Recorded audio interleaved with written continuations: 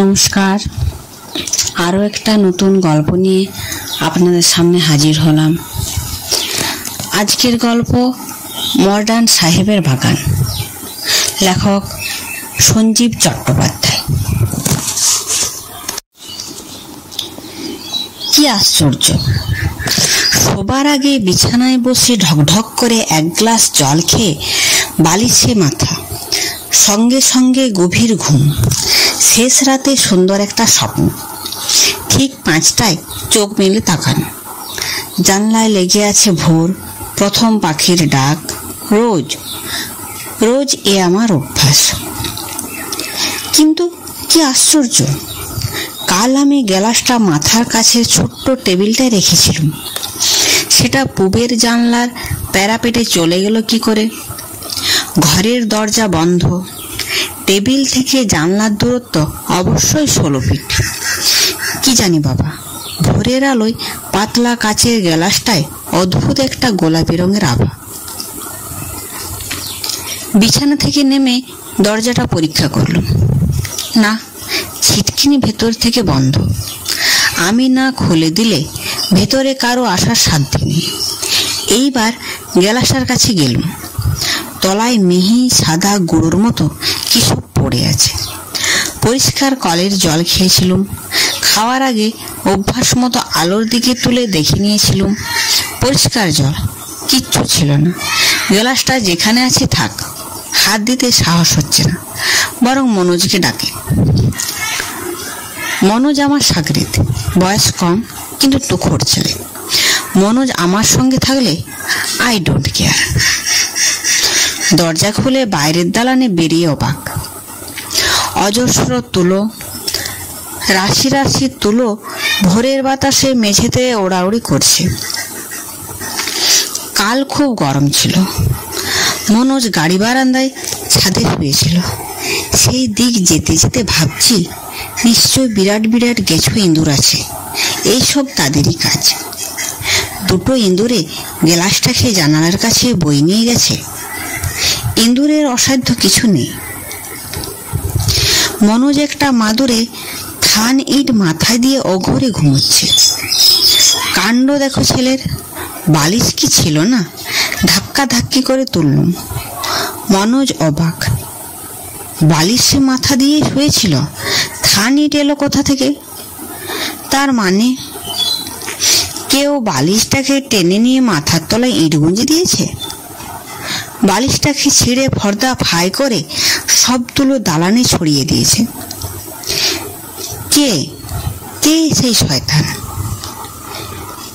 এই অদ্ভুত সুন্দর বাগান বাড়িটা আমার বাবা কিনেছেন। এক পাশে ইছামতি নদী, দূরে রেল ব্রিজ, এদিকে পাশাপাশি আরও কয়েকটা বাগান বাড়ি। প্রায় সারা বছর বন্ধই পড়ে থাকে।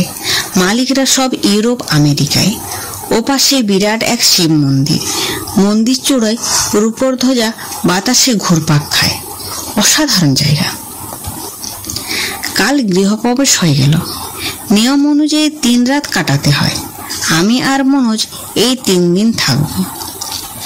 প্রথম রাতের অভিজ্ঞতা তো এই, কোনো মাথা মুন্ড নেই।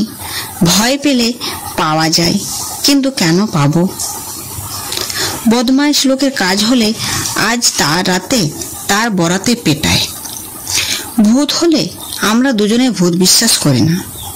বিশ্বাস আর ভূত একসাথে থাকতে পারে না, যেমন আলো আর অন্ধকার। মনোজ বললে, চা খেলে সব ঠিক হয়ে যাবে। কালই আমরা দেখেছি শিব মন্দিরের কাছে ভালো একটা দোকান আছে। সকালে দারুণ আকর্ষণীয় গরম জিলিপি করে আর লোভনীয় পাঞ্জাবি চা। আমাদের সঙ্গে নতুন একটা মোটর সাইকেল আছে। মনোজ বললে, চাবিটা দাও। মনোজ চলে গেল। কিছুক্ষণ পরে নিচে থেকে চিৎকার, এই কি গো, 1 ফোঁটা তেল নেই? তেল কোথায় গেল? গাড়িটা তালাবন্ধ গ্যারেজে ছিল। কাল বিকেলে আমরা ফুল ট্যাঙ্ক তেল ভরেছি। চলেছে মাত্র 7 কিলোমিটার।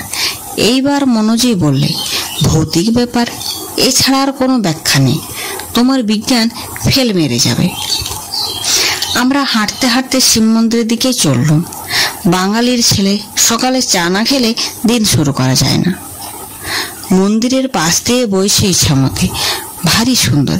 এইসব বিচ্ছিরি ব্যাপার না ঘটলে এমন সুন্দর জায়গায় এই সুন্দর সকালে আমি আর মনোজ দুজনে গলা মিলিয়ে রবীন্দ্রসঙ্গীত গাইতাম। গতবার দুর্গাপুজোর ফাংশনে আমরা দুজনে গান গেয়ে 2টো ওয়াটার বটল পুরস্কার পেয়েছিলাম। সেই বটল 2টো আমরা এখানে এনেছি। মন্দিরে প্রণাম করে প্রচুর জিলিপি আর চা খেয়ে ঠিক করলাম একেবারে বাজারে ফিরব। দোকান থেকে একটা ব্যাগ কিনে যাবতীয় বাজার করে আবার 1 গ্লাস করে চা খেয়ে আমরা বাগানে ফিরে এসে হতভম্ব। বিশাল গেটে বিরাট একটা মরচে ধরা তালা লাগানো। দেখলেই মনে হয় তালাটা কমসে কম 100 বছরের পুরনো। হাতে বাজারের ব্যাগ, ভিতরে সব জিনিসপত্র আমাদের। বিশাল পাঁচিল ঘেরা এই বাগান। বাইরে থেকে বাড়িটা চোখে পড়ার উপায় নেই। মনোজ বললে, এই বদমাইশিটা আমার সঙ্গে কে করলে? নিশ্চয় তৃতীয় আর একজন কেউ আছে। আমি বললাম, ছিল, সারা রাত ঘাপটি মেরেছিল, এখন আর নেই, তালা ঝুলিয়ে দিয়ে চলে গেছে। মনোজ বললে, আমি পাঁচিল টপকে ভেতরে নামছি, পড়ে গিয়ে হাত পা ভাঙবি? ভেতরে পড়লে আমি তোকে বার করব কি করে? পাঁচিলটা কত উঁচু দেখেছিস? তাহলে সারাদিন হাঁ করে দাঁড়িয়ে থাকি? ভয়ঙ্কর কাশতে কাশতে সাইকেলে চেপে মধ্যবয়সী এক ভদ্রলোক আসছেন। খুব ধীর গতিতে সাইকেল চালাচ্ছেন। আমাদের বোকার মতো দাঁড়িয়ে থাকতে দেখে তিনি নেমে পড়লেন। আমরা কিছু বলার আগে বললেন, কি তালা? আশ্চর্য হয়ে বললাম, হ্যাঁ তালা। আপনি কি করে জানলেন? এই অঞ্চলে সবাই জানে ভাই, মর্গান সাহেবের তালা। ভালো করে দেখো, তালার গায়ে লেখা আছে চাবস মেড ইন ইংল্যান্ড 1901। ও তো মরচে ধরা ভুতুড়ে তালা। এই যে শব্দটি বললে ভুতুড়ে, ওইটাই ঠিক। শ্যামবাবু তো আমার বাবার নাম, আপনি চেনেন? তাকে কেনা চিনি, অত বড় উকিল। শ্যামবাবুকে জেলা আদালতে আমরা সবাই বারণ করেছিলাম, শুনলেন না। বড্ড কড়া ধাতের মানুষ। তোমরা শোনো, মর্গান সাহেবের বাবা ছিলেন নীল কুঠিয়াল, জানো নিশ্চয়। 19বিংশ শতাব্দী সাহেবরা নীলের চাষ করত। মর্গান একটা চটকল করেছিল আরো অনেক সাহেবকে নিয়ে। মর্গান প্রথম বিশ্বযুদ্ধে লড়াই করেছিল, বীর। মর্গানের বউটার চরিত্র ছিল ব্যাড, ভেরি ব্যাড। একদিন রাত্রিরে ফিকে গোলাপি রঙের একটা গেলাসে মদের সঙ্গে সেঁকো বিষ খাইয়েছিল। বদমাইশ মেয়ে, এদের জ্যান্ত কবর দেওয়া উচিত। মেম যদি সুন্দরী হয়, জানবে ডেঞ্জারাস, আজ ডেঞ্জারাস অ্যাজ এ সারপেন্ট। ভদ্রলোক সাইকেলে উঠতে যাচ্ছেন। আমরা বলো, এই কি আপনি চলে যাচ্ছেন? আমার দেরি হয়ে যাচ্ছে বাবা, আমার স্কুল বসে গেছে, কাশির জন্য দেরি হয়ে গেল। ওষুধ খাচ্ছেন? ওষুধ খাবো কেন? এই যে বললেন কাশি। আরে ধুর বাপু, কাশি আমার বড় ছেলের নাম। আমার 3 ছেলে, 3টে তীর্থ, কাশী, বৃন্দাবন, মথুরা। তাহলে বলে যান, আমরা কি করব? কি আবার করবে? আর সবাই যা করেছে। এই তালা ভাঙার সাহস কারণে বংশ নির্বংশ হয়ে যাবে। কে এক খেমখা এই বাগানটা কিনেছিল, তারও এই এক অবস্থা। পয়সার গরমে নিজে লোহা ঢুকিয়ে তালা ভেঙেছিল, সব মরে গেল। তাদের বাড়ির বেড়ালটা পর্যন্ত ডেট। ভাঙা তালাটা আবার এলো কি করে? বোকার মতো কোশ্চেন করো না। ভূত আর ভগবান দুটো জগতেই সম্ভব অসম্ভব বলে কিছু নেই, সবই সম্ভব। যাই হোক, তোমাদের খুব পছন্দ হয়েছে আমার, তাই তালা খোলার উপায়টা বলে যায়। ইছামতির তীরে এখান থেকে 3 মাইল দূরে একটা ভাঙা চিমনি দেখতে পাবে, অনেক দূর থেকেই দেখা যাবে। সেটা লক্ষ্য করে নদীর কূলে গিয়ে দেখবে গাছপালার মধ্যে নির্জন এক সমাধি, পাথরের গায়ে অস্পষ্ট লেখা জেমস মর্গান। সেই সমাধিতে মোমবাতি দিয়ে ফুল ছড়িয়ে প্রার্থনা করবে ভক্তি ভরে, প্লিজ ওপেন দি লক। বলবে, আপনার বাগানে থাকার আর চেষ্টা করব না, মার্জনা চাইছি, মার্জনা। ফিরে এসে দেখবে গেট ইজ ওপেন।